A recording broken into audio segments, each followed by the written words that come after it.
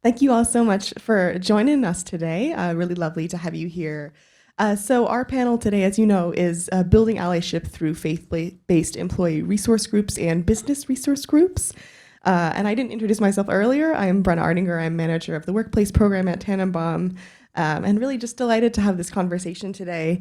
We often have this particular panel at the summit because it's really valuable, especially for companies who are just new to launching faith-based employee resource groups, and for those who already have them, learning more about how to kind of improve best practices in the future as well. So I thought I'd let y'all introduce yourselves. Maybe we can start with you as well and just go around. Hello, everyone. Rachel Domers McCarthy. Oh, that's your note card. I thought I was dropping some of mine. I am one of our HR directors at Accenture. I can't believe I'm going to say this, but I've been there 27 years. So yes, I started when I was like 5. From the area, so grew up about 20 minutes west of here, went to school down here, and now live about 30 minutes east in New Jersey with my husband and 2 teenagers. And for those of you that have teenagers or maybe had teenagers at some point, it's like learning to parent all over again. I'm really excited to be here, share some of Accenture's practices and how we've evolved over time to expand our religious diversity. Hi, everyone. I'm Kathleen Buber. I'm a managing director in the tax practice at KPMG, focusing on global mobility services. Happy to be here and talk a little bit about KPMG and our journey of our business resource group, our interfaith BRG. I grew up in Philadelphia, so not too far from here. Went to college at Widener University and have remained here for my career. Been with KPMG for about 10 years, with another public accounting firm for 13 years prior. Raising 2 young boys, a little bit nervous about learning how to parent again in a few years. They're 5 and 8, so I guess I have some time to figure this out. Really happy to again be with you and share our experience and learn from all of you as well. Hi, good morning. Dave Smith. I am a technical architect with AARP in their IT department. I've worn pretty much every IT hat there is over the years. Basically, if it has a blinky light, I've been responsible for it at some point in time. And been with AARP 5 years, and I am the co-chair of our Interfaith ERG, which has been started just about a year ago, and based west of Atlanta on a hobby farm, so no kids, but 3 roosters, 5 hens, and 4 guinea fowl, and any other animal that my friends from the city are like, Dave's got room, let's give it to him. So I have 2 cats that I was going to foster for a couple weeks, and that was at Christmas time. So you see how well that worked out, and yeah, also thrilled to be here. Awesome. Thank you so much. Again, really appreciative of all y'all joining us today. So let's go ahead and, actually, before we get onto that as well, we wanted to know that, unfortunately, Rebecca Sharp from Ford Motor Company is not able to join us today. She had a personal matter come up, but we're sending her lots of support and love. But moving on to our first question, we wanted to really think about how have your faith-based ERGs or BRGs evolved in their mission or strategy over the past year, especially in response to some of the broader diversity shifts that some folks have already been talking about today? And I can call, or if you want to. Sure. I will take that one and pass it on. I thought I would just start by connecting to what Elsa shared in her opening, which I really appreciated it about how expanding our definition of inclusion really drives engagement. And measuring engagement is something near and dear to my heart, something we do globally across Accenture. And we even ask a question around, I feel comfortable at work being myself. And so I'll just start by saying a part of the evolution has been the expansion of what inclusion means. In 2006, I believe, we started with our faith-based ERGs at Accenture, primarily in North America. And we've expanded to Philippines and Argentina and Brazil and South Africa, even Australia and New Zealand to cover all the time zones. A true recognition that faith is an important part of identity and does have a place in the workplace as a way to drive meaningful change. Regardless of one's religious or faith identity, we prioritize the shared values like compassion and curiosity. And as we expand our focus, we provide some global templates, if you will, some global resources, but obviously localize them in the ERGs within their own countries to be responsive to political and cultural shifts that might be happening locally, right? There is definitely no one size fits all. Our ERGs continue to be voluntary, inclusive, and neutral, meaning that, yes, I am a Jewish individual, but I can join the Muslim ERG that Vaughn spoke about earlier. So you don't have to belong to a particular religion or identify with that religion. You could join an ERG to learn more about another religion and figure out how you embrace that diversity to make us stronger. So we at KPMG, our BRG is a little more junior. So, Okay. you know, I've been sitting on the advisory board for a little over a year now. And as we've evolved, you know, we've tried to kind of keep the tenets of KPMG. And one of the things that we focus on are kind of three main points in the career life cycle. So we keep all of our BRGs open to everyone, whether they be allies or those that are a part of that community and want to share what that means. And like I said, we focus on three main points of your career, which is getting here. So recruiting top talent and making sure that we are recruiting talent from all perspectives and all backgrounds and all forms of diversity. The next is succeeding here. So, you know, once we bring in that really core talent, how do we keep them? How do we keep them engaged? How do we keep them motivated? And doing that really is allowing them to bring their whole selves to work and allowing them to share what is meaningful to them, which in many cases is their faith. And the last point is, you know, leading here. So, you know, we've brought them in, we've kept them engaged, but how do we produce the right leaders to bring in that next generation, to bring in those clients that we need? And that is through being open to allowing people to bring their whole selves. You know, me as a leader within the interfaith BRG, I want to create an environment for my people that they feel comfortable coming and saying to me, you know, it's tax busy season and I want to be able to leave at 5 o'clock so I can, you know, if I'm Muslim, that I can participate in the Ramadan activities that I have in my family and being comfortable enough to do that. So breaking their fast with their families and doing what they need to do while recognizing that maybe they'll come back to work later remotely. And I think that, you know, I've been doing this for 20 years and that has truly been an evolution. And what I think is really valuable throughout the interfaith BRGs that we've created, that people do feel comfortable sharing that information with us and that it's not something that they, you know, feel like they need to hide. And I love that. And it's, you know, it's very different than I think it was 20 years ago. So we are about a year old, so we're still very much in ramp-up mode. So my co-chair and I discussed having a very crawl, walk, run approach. So we started small with leader-only events. So we have about 10 or 12 people that are either leaders or in pillar leads. And we've had events that only include those individuals because we knew that talking about faith and religion in the current environment might be, I mean, always has been, but especially today could be tenser conversations. But by building that trust and really understanding, seeing each other as individuals, not just as a member of a particular faith group, we were able to model that trust of having those difficult conversations potentially and demonstrate that you can do so in a respectful way. So ramping up has been really the beginning. We have not had any events that are across the entire organization yet. We've started small, leaders only. We've had some friends and family events and really focused on commonalities to build this and set a great framework to get started. Thank you all so much. And I think that's really wonderful as well to see kind of the diverse array of perspectives of that AARP, for example, is just starting out. Maybe KPMG is a little further along and Accenture has had an interfaith ERG for a very long time. So just seeing the way that, you know, over time, building that business case and that trust really kind of comes into fruition. So thank you so much. So we're going to move on to our next question, which thinking about kind of what are some impactful examples of interfaith initiatives or events that have kind of built bridges across belief systems in your organizations, kind of what you're talking about as well in terms of maybe even joining a group that you're not a particular member of that faith, but just wanting to be an ally to those communities.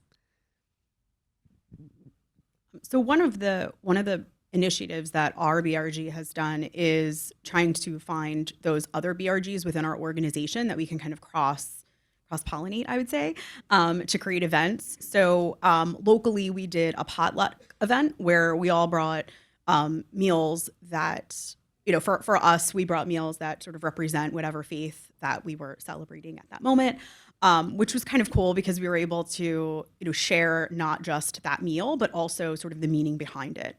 Some of the other things we've done, we do have a pilot Jewish ancestry group, BRG, here at KPMG, and we've done a couple crossover events with them.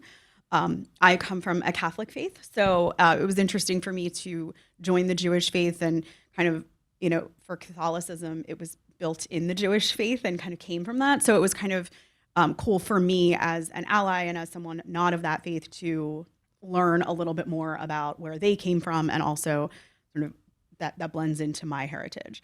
A lot of these events have been really small, so it's been great that we all, there was somebody from the Muslim faith and the Jewish faith and the Catholic faith, and we all kind of just talking and sort of comparing notes in terms of kind of how we grew up in different aspects of our faith. And it was really interesting to see what overlapped and also interesting to just explore other faiths. And I think that's what has been very successful to us, that and sort of the meaning of the BRG in general. Yeah, we found that our same thing. We look at other ERGs, whether it be a ethnic-based ERG. Certainly, religious traditions can play a strong aspect in Native, excuse me, Native American, Indigenous peoples, the Black ERG. And we've found great allies. They promote our events, we promote theirs. And what we have found for very impactful events is to look for areas of commonality. So our first event that we opened up to broader attendance was around light. It was at Christmas time, and so we had somebody sharing the story of the menorah.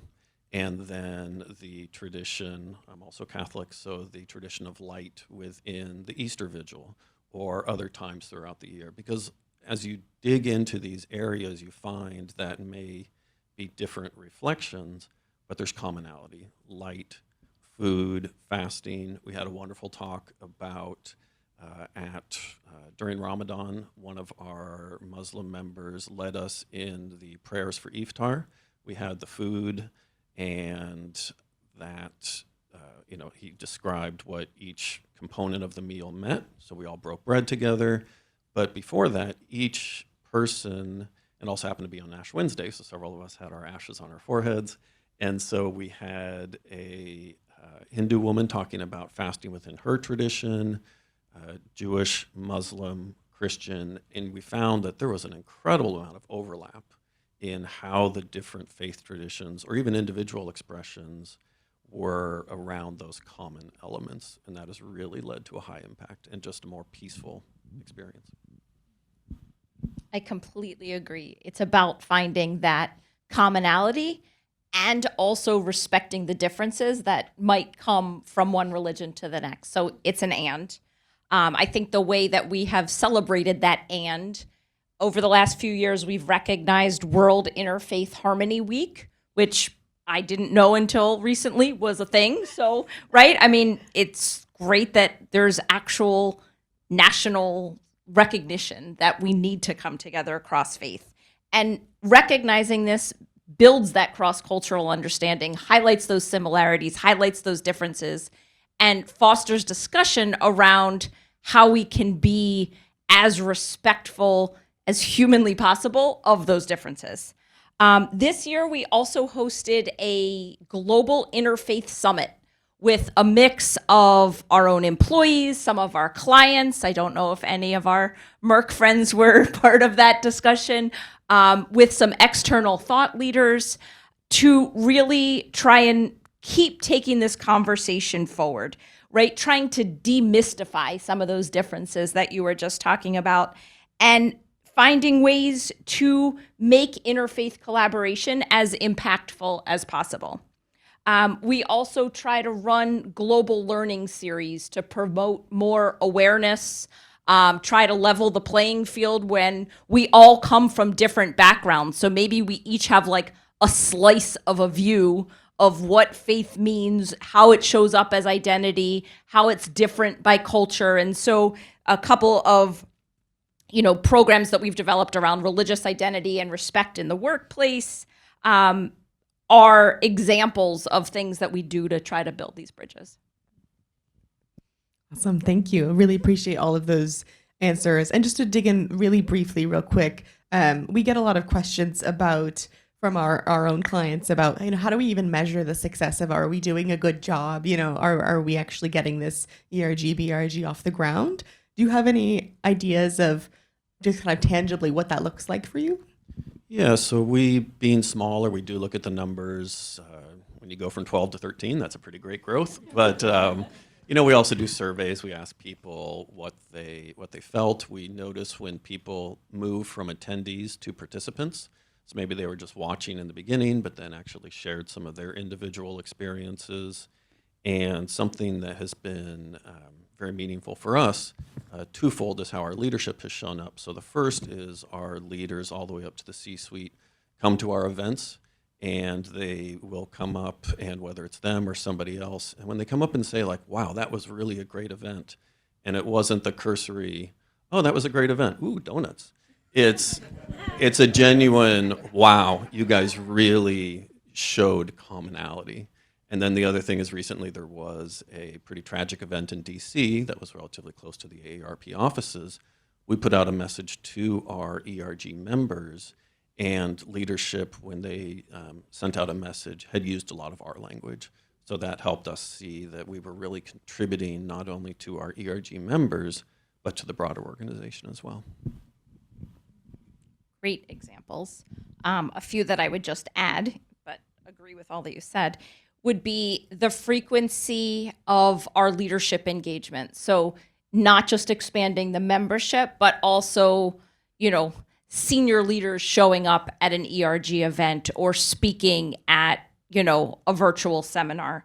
The ability for our ERGs to shape policy change. I love the example that Vaughn shared in his opening about expanding the use of a wellness room to also be a prayer room. And what can we do to help continue to expand what people need to feel comfortable at work? You were talking about talent development and retention. And so we measure, retention of our key talent, of our diverse talent, and, looking at, are those that are staying part of an ERG and actively involved in that ERG, and is there any, cause and effect there? Sometimes we measure impact just in a qualitative testimonial about the impact that a particular event had on someone and how perhaps they feel a tiny bit more inspired to be at Accenture. And the final thing I would share on measurement would be, external awards that we win, external recognition, as being a very diverse and inclusive workplace. Yeah, I think I echo what all of you have said. And it is really how we as an organization are approaching our talent and our people and how we're caring for them. And I gave that example earlier of sort of being flexible. As some of you might know, working for a public accounting firm, the hours are long and sometimes a little much. But really, being accommodating and making those efforts to allow people to participate in their faith and participate in their families and things that they need to do. And that has come from our leadership, not just sort of people asking for it, but also us pushing it. We have a training facility down in Florida called Lake House, and that has a lot of accommodations that help people, whether it be culinary options or we have prayer rooms. So there's a lot that we're doing as an organization to fulfill our commitment to the faith of our people and helping them, feel like they can be themselves in every aspect of our roles. Thank you very much. And it's wonderful too to see how you kind of measure that as well, and how you measure how the ERGs or BRGs are succeeding. And I love that example too, David, of like, if you get one more person, you're doing a good job, you're making an impact. Because sometimes really it is those baby steps of getting things going. So our next question is, and kind of going back to what some folks have mentioned of the changes and the shifts over the past year or two. Can you name some or share some difficult conversations that your ERG or BRG encountered in fostering religious diversity, and maybe some of the wins that you've addressed in having those conversations?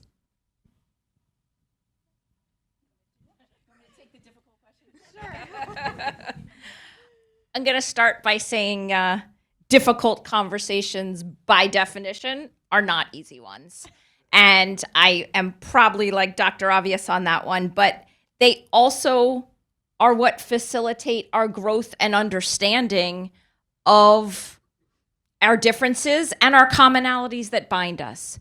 We use a framework called Building Bridges that we've been using for several years. And this helps us have difficult conversations, sometimes in person, sometimes virtually, on a variety of topics. It could be an unjust shooting. It could be about reactions to a bombing. It could be about, a disgusting hate crime that happens in someone's backyard. And it's about coming together. Participation is open to anyone in any of our interfaith ERGs. You can also forward the invite to someone that's not officially part of an ERG. All grounded in our core value of respect for the individual. So providing a safe space for people to talk, to explore hard feelings without judgment, and really for the facilitators of these sessions to role model inclusive behaviors. And recent feedback from some of these Building Bridges sessions actually is what led to some of the training that I mentioned earlier. So we invested and partnered with Tannenbaum to create some offerings around religious identity in the workplace and the power and practice of identity. And these are ways that these are things that we've learned through difficult conversations that needed to be proliferated more widely. I would just share one other example of an actionable outcome is that we changed some of our PTO policy in North America, so US and Canada. We shifted our floating holiday to be in US 2 culture days so that people could take, if I wanted to take off for Yom Kippur, I could choose that as my culture day. If someone wanted to take off for Juneteenth, they could choose that as their culture day. It gave more flexibility to celebrate what's important to you. Yeah, I would say, of course, there's going to be challenges whenever you bring people from different perspectives and different cultures into the same room to sort of talk about what is deep inside them and what's really meaningful. We guide those discussions using our KPMG values of integrity, together, and for better. So the idea is that whatever a conversation is coming to the room, you come with an open heart and open eyes and open ears, and without judgment, and that we're really there to just learn about one another and be our true selves. So as long as we're guided by those values, I think it makes the quote unquote difficult conversations a little bit easier. And we just have to be respectful of one another. And I think as long as that has been it has worked so far. So, and we as leaders have to be mindful and make sure that we're kind of monitoring those conversations as well to keep them respectful. Yeah, so I'm going to take a slightly different tact in how we've managed to kind of cut some of these difficult conversations off at the pass before they even turn into difficult. And so the first thing we did was make sure that we were modeling that good behavior and building trust among our small leadership group first, so that two people that the world, whatever, would say, oh, you two are supposed to be enemies. No, that's not how they look at each other, because they've built that trust through these smaller events. And looking for those commonalities, light, food, also continues to show that there's far more overlap than there is difference. And something that our chair, Kathleen Buber, I'm going to borrow her words because it sounds better than steal, which is that everybody is bringing their individual experience, their individual practice of their faith tradition or their spirituality. They do not represent this government or this political group. And so don't expect them to defend it, because then by definition, you're putting them on the defensive. And something I learned through some later studies is when somebody's on the defensive, well, of course, you feel like you're being attacked. And when you feel like you're being attacked, the fear center of your brain takes over and puts all the higher level parts in the back. It's like, I'm driving the bus now, says the amygdala. And any conversation is just going to be two people shouting at each other. And so by modeling that, recognizing people are individuals and seeing them that way, you may gather knowledge. Why did this word or this publication or this attack affect so deeply? They can have knowledge around that, but they're not defending an entire group, and that has helped immensely.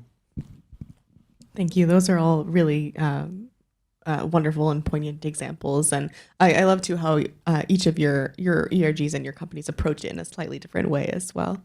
So we're gonna skip one of our questions. I know we're coming down on time a little bit, but one of the questions that I mentioned earlier, one of the topics, is that a lot of companies come to us with asking, how do we even get this group off the ground? How do we get our leadership team to have buy-in on even having this group?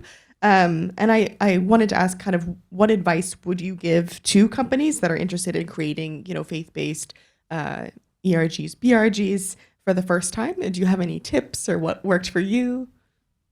Start small, go slow, hope for the best, plan for the worst, but hope for the best. I would say the same. We took a similar approach where we do pilot BRGs first to sort of understand what are we getting into, have those kind of small leadership groups to kind of test out how we would approach different events. Within that pilot, we also gauge different offices of how interested they are. So not all of our BRGs exist in all the offices. So we would go out, for example, to the Philly office and say, how many people, this is the pilot that we're doing for interfaith. This is our mission. Is this something that you'd be interested in doing? And for Philadelphia, we had, over 50 people with interest. So we were able to kind of get local leadership buy-in to say, yeah, let's sponsor this BRG for the Philadelphia market. Even for those markets that don't necessarily have BRGs, we also do virtual events. So there is a national BRG for everything where, maybe if Philly had come back and said there's two of us interested, then we would have probably been put more onto the national stage and been able to participate in those events virtually. So there's participation at all levels. It's just, rolling it out slowly and deliberately, like being very careful about how you are having those conversations and sort of what is your mission, and making sure that it's known at the national level and the local level and, tried and tested. And I think the slowness of that is appropriate. Thank you. Yeah, that's really helpful to know as well. And something that we really encourage with our clients is, they want to, be speedy and get things off the ground. And oftentimes those are the ones that burn out the fastest because they don't have that momentum. They don't have those mission and that those kind of objectives of how do they really keep that moving in order to sustain it long term. So really appreciate those ideas. And our final question, which is one that everyone was excited to answer, but really is just what gives you hope, I think, during these times, thinking through what really keeps you going in this work and what committed to kind of keeping going in the future. We were all excited to answer this one. I'll just start by saying I'm so inspired by all of the speakers so far today. I think everyone that spoke at the podium, on the panel, on a fireside chat, offered some glimpses of hope that hopefully resonated. I truly hope that we can expand the belief that our diversity makes us stronger and more innovative. And when I say expand that belief, I mean expand our definitions of diversity, expand the number of people that truly believe that in their core, And that starts by expanding our allyship and allies being really present in conversations and maybe shifting a dialogue to be more inclusive right there in the meeting. It also reminds me of a campaign that we ran several years ago called Inclusion Starts with I. And my ask of all of you is to think about what can you as an individual do to help expand this belief that our diversity makes us stronger and more innovative. Obviously, you all believe that or you wouldn't be here investing this time to learn together, but how can we all take an action to, role model those behaviors and help expand the commitment to inclusion? What gives me hope is the fact that we're all in the room having this conversation, whether it be this room or the smaller rooms that we're all going to go back to our organizations and have. Being able to really learn about who someone is from a faith perspective or a culture perspective gives you a lot of insight into who they are as your colleague as well as your friend. And I think it brings, for our organization, it really brings people out in a more energetic way. And it allows us to serve our clients a lot better as well. I work in a global mobility space, so culture and faith has always sort of formed a little bit about the way that my department thinks. And I think now that we're seeing that go throughout all of the departments and all of our organization, it really just makes us a better and more well-rounded service provider and place for people to want to work. And for us, my hope comes from really two areas. The practical, and that I've seen in my colleagues, that individuals that, again, if you saw on Twitter or whatever, they're supposed to be at each other's throats. They get along fine. Yes, they cover some challenging topics, but I truly believe people want peace and camaraderie. And TikTok, Instagram, that's not the world. That's the troublemakers. But don't focus on that. Focus on what you're seeing when your coworkers of different backgrounds come together and genuinely want to learn from each other and are very peaceful in that approach. And finally, I'd say my understanding, certainly of my faith tradition and of most faith traditions, is peace and hope is a core component. And so I think we sell ourselves short if, again, for myself, if I'm in Mass for an hour and then, or an hour 10 if it's Father John, but then if I am just leaving that hope there, I'm selling it all short. And that's not what it's designed to do.